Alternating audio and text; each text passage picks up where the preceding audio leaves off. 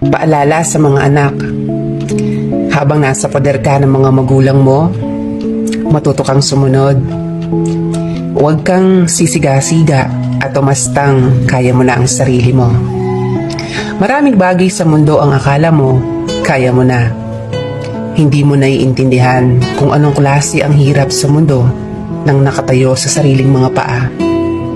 Magpasalamat ka sa mga magulang mo, kahit madalas hindi mo na napapansing nababastos mo na sila. At kahit hindi nila pinapakita na nasasaktan mo na ang damdamin nila, inananatili silang nandyan. Dahil alam mo kung bakit? Dahil mahal ka nila. Kaya be proud.